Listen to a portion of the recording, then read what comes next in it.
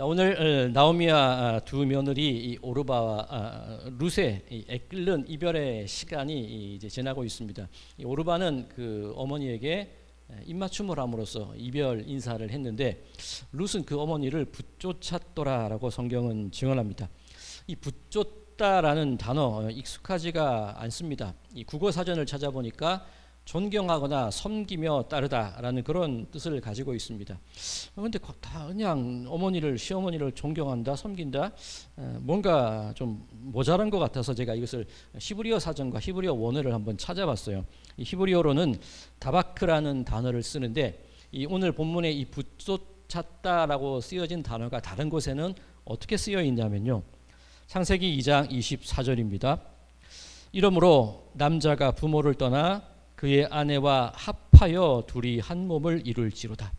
아담과 하와가 하나님께서 연합하게 하시는 이 두 아내와 합하여 할 때가 이 붙쫓다, 이 다바크라는 단어를 씁니다. 또 시편 63편 8편에 이렇게 63편 8절에 이렇게 쓰여 있습니다. 나의 영혼이 주를 가까이 따르니 주의 오른손이 나를 붙드시거니와.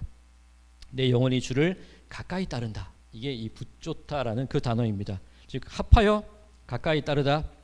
하나님의 그 언약에 의해서 하나님과 우리의 친밀한 관계, 그리고 하나님을 따르는 삶, 그리고 그 안에서 가정이 연합하여지고 가정이 하나 되는 그 상태, 이것을 이 붙쫓았다라고 이야기하고 있는 겁니다.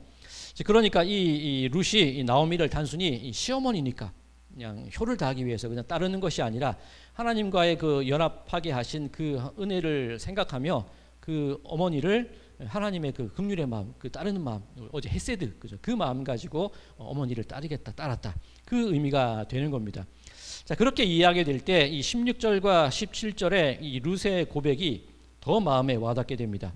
어머니께서 가시는 곳에 나도 가고, 어머니께서 머무시는 곳에 나도 머물고, 어머니의 백성이 나의 백성이 되고, 어머니 하나님이 나의 하나님이 되시리라. 그냥 하는 말이 아니라는 거죠. 신실하신 그 언약 관계 속에서 하나님의 헤세드 속에서 그 어머니와 함께 믿음의 삶, 순종의 삶을 살아나가겠습니다. 그 얘기를 하는 겁니다.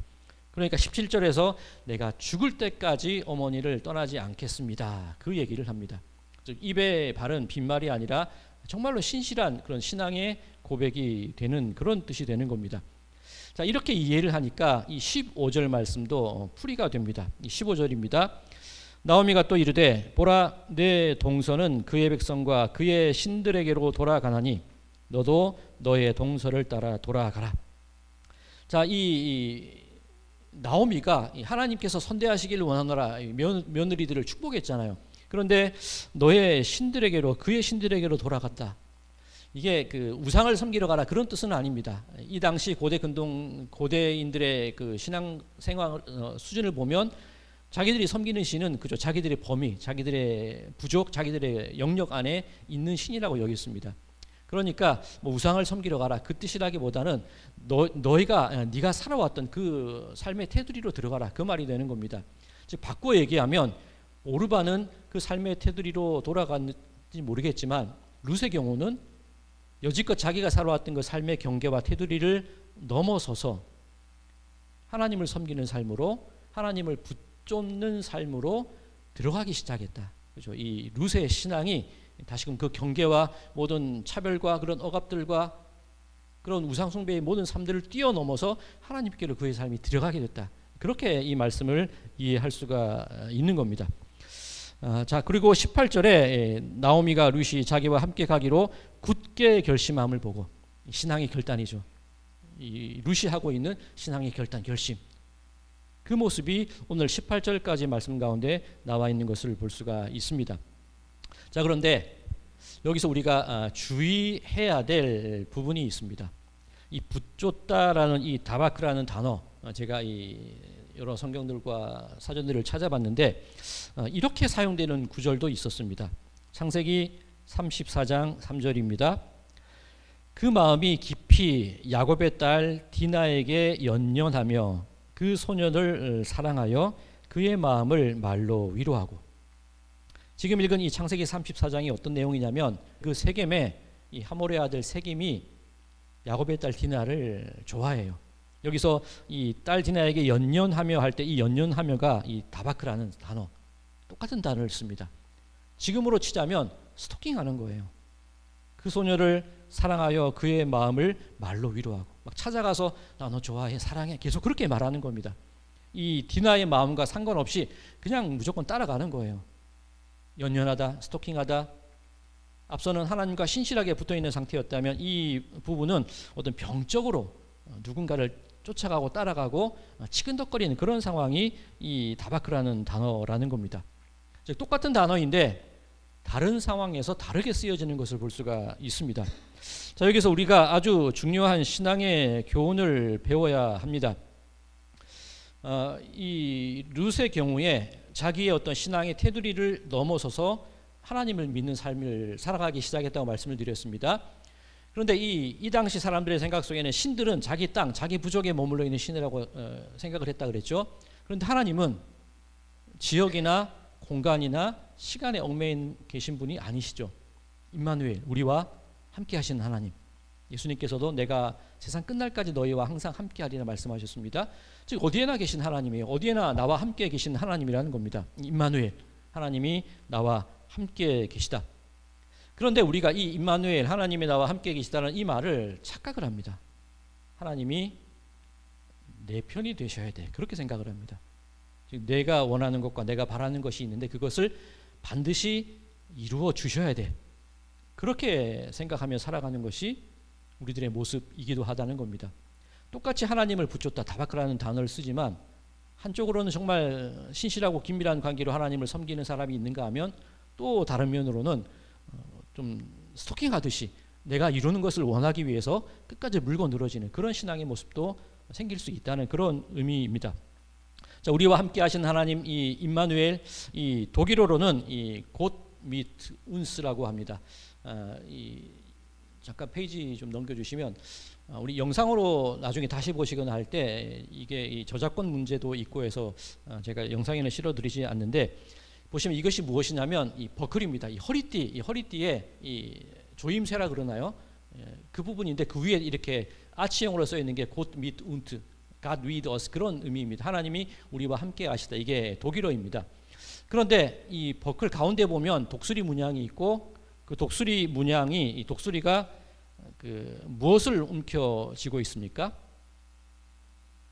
하켄 크로이츠, 하켄, 이 갈고리, 크로이츠 십자가, 갈고리 십자가, 나치의 상징입니다. 히틀러의 상징입니다.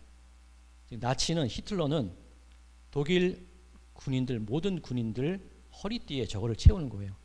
하나님이 우리와 함께 하신다. 어떻습니까? 나치가 전쟁하러 갈 때 하나님이 우리와 함께 계셔, 그 마음을 가지고 싸움을 하러 나갔다는 겁니다.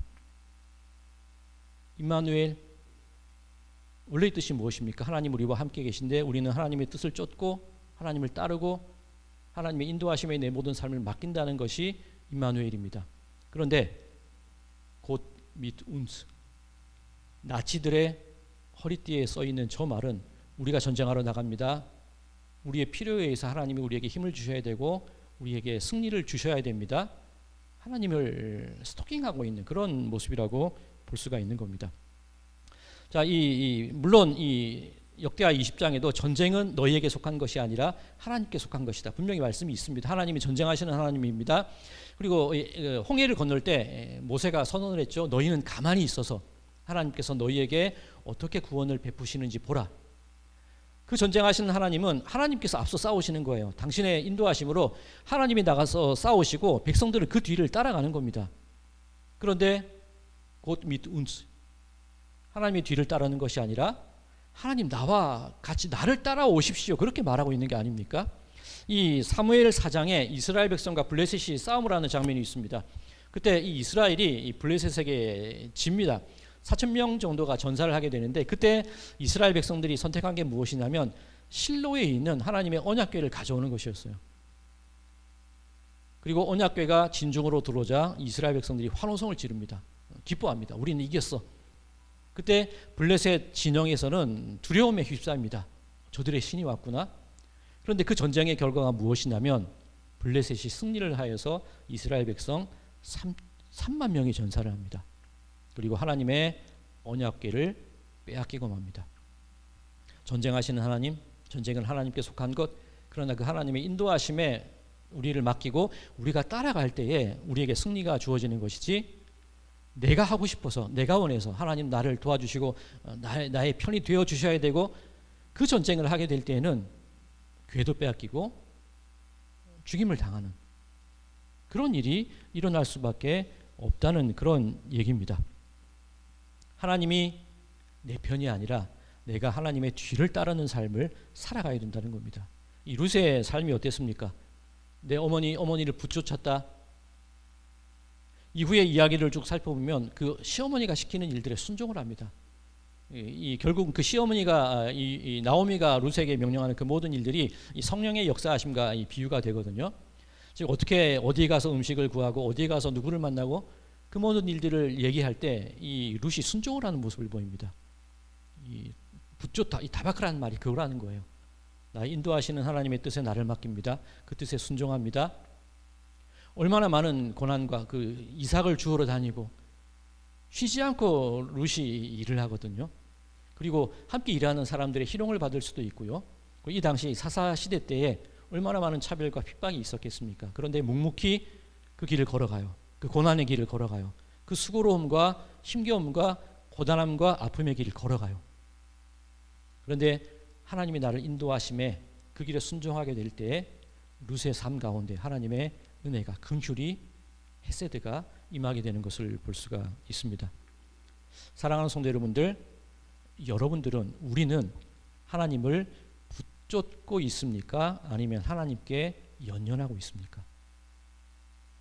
하나님의 뜻에 따라서 아무리 힘겹고 고난과 어려움의 길이 있다 할지라도 그것을 따라가는 삶을 살아가고 계십니까? 아니면 왜 나만 겪는 고난이냐고, 왜 이런 일이 나에게 일어나야 되느냐고 원망하고 항의하는 것이 우리들의 모습은 아니십니까? 바라기는 이 붙잡는 믿음, 연연하는 믿음이 아니라 이 붙잡는 믿음, 하나님의 인도하심을 믿고 그리고 그 끝에 분명한 하나님의 긍휼과 인애와 은혜가 있다는 것을 믿는 마음으로 그 길을 걸어갈 때에 우리들의 삶이 바로 하나님께서 준비해 두신 그 위로와 소망의 삶이 우리들의 삶을 가득 채우게 될 줄로 믿습니다. 바라기는 연연하는 믿음이 아니라 붙잡는 믿음, 앞서가신 하나님께 순종하고 따라가는 믿음의 삶을 살아가심을 통하여서 여러분의 삶 가운데 예비된 그 놀라운 은혜와 승리를 맛보시는 그런 모든 분들의 삶이 되시기를 주님의 이름으로 간절히 축원드립니다.